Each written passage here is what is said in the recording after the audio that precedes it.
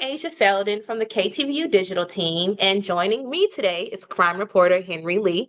And so we're discussing the American Nightmare case. And so for those unfamiliar, the case refers to the 2015 harrowing case involving Denise Huskins, who was abducted and sexually assaulted. And it was initially dismissed as a hoax by the Vallejo Police Department. Her case was later adapted into a Netflix docuseries in which Henry was featured in due to his extensive coverage of the case.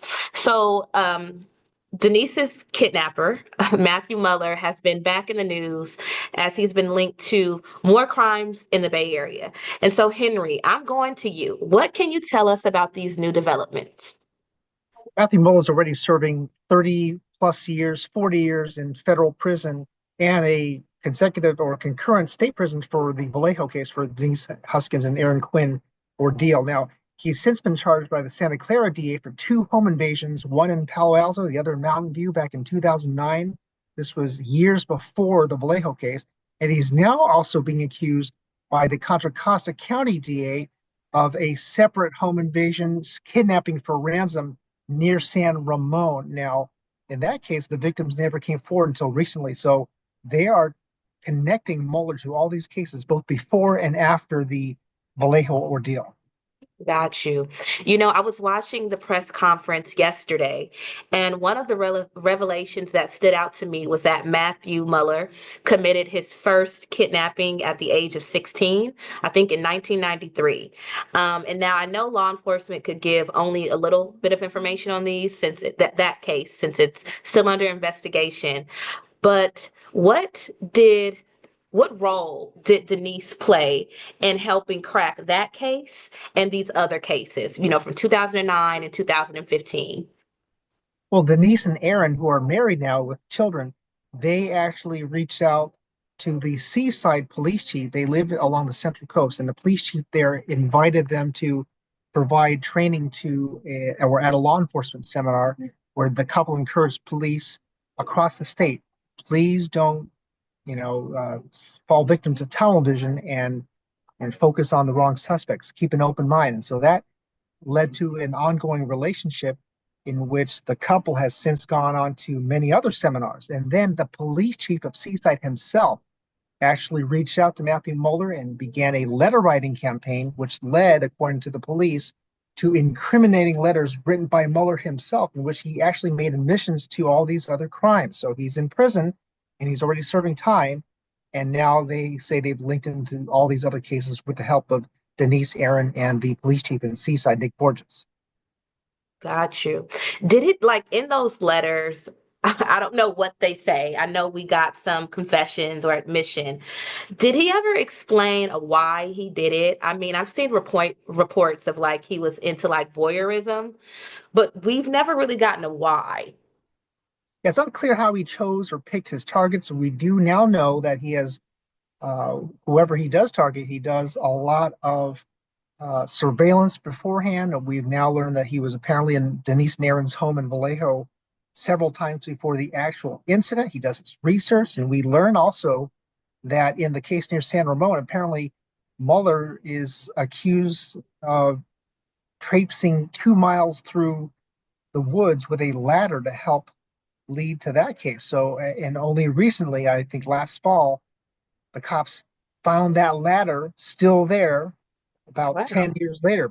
This is a 2015 case, and we're coming up almost 10 years. So that coupled with allegedly incriminating statements made by Mueller from behind bars, in person to the FBI, in letters to the Seaside police chief, and of course corroborating evidence with the victims all across the Bay Area, they are now putting cases together against him for decades old or years old crimes. Do you think that, I mean, this is kind of like touched off, other cases coming to light. Do you think more we can expect to hear him being tied to other crimes similar in nature? Yeah, I wouldn't be surprised. There is another, at least one more Palo Alto case that he was suspected of, but he has not yet been charged.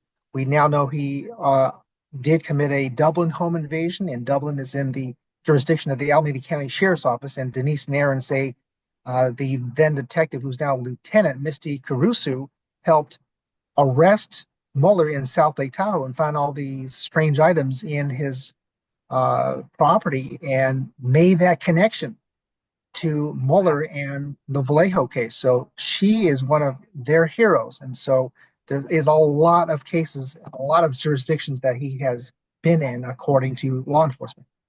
Got you. One of the things too that law enforcement kept pointing to was just how, educated he was in his skill level to be able to kind of carry out these types of crimes.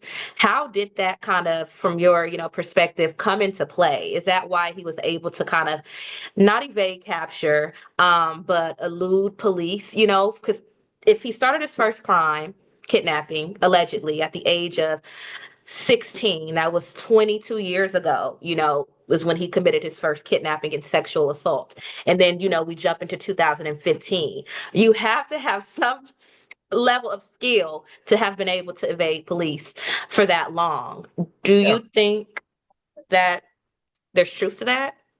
Yeah. Keep in mind, as you know, he's a former Marine. He's a lawyer Hmm. until he was disbarred. I mean, I read court documents from the South Bay case in which he said he's actually planting DNA evidence and knows that he's going to try to keep the cops off his trail. He's a very wily, sophisticated criminal, and if he is doing all these home invasions and sexual assaults that law enforcement says he's doing, then he's obviously honed his craft, so to speak, knowing how to elude law enforcement for all this time. Got you. Little, I haven't seen much though on like his upbringing. Like we hear, he's a Marine vet, former immigration attorney, but like the home life. Um, do we know anything about that? Mom, dad. I know he's from California, up further up north, right? Like around El Dorado, but anything else? Yeah, a lot of it is a mystery. I know at one point, I'm not sure if he's still married, and I know that it was his mother who confirmed, yeah, the phone left in Dublin. That's my son's, and he had said he left his phone there, and I'm not sure what the relationship is between Mueller and his mother, and it's very a lot of his past is a mystery, and so that remains to be seen whether or not any of that psychology, whatever he grew up in, his home life, his social life, or lack thereof, led to these kinds of crimes.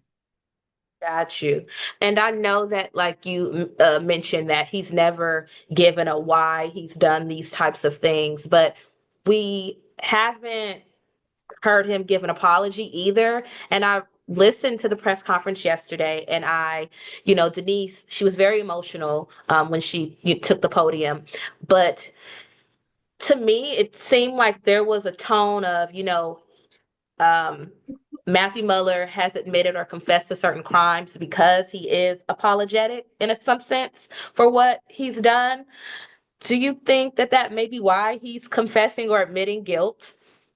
Yeah, obviously everything he says has to be taken with a grain of salt. And I know that the El Dorado County DA and others said that they have to corroborate what he says. And they say that both a combination of his statement and other evidence seems to support their contention that he's been doing this since he was 16 years old. Now, at some point, you have to ask yourself, why is he doing this? We don't know why. But as Denise said at the news conference, he had claimed, "Oh, I feel so bad.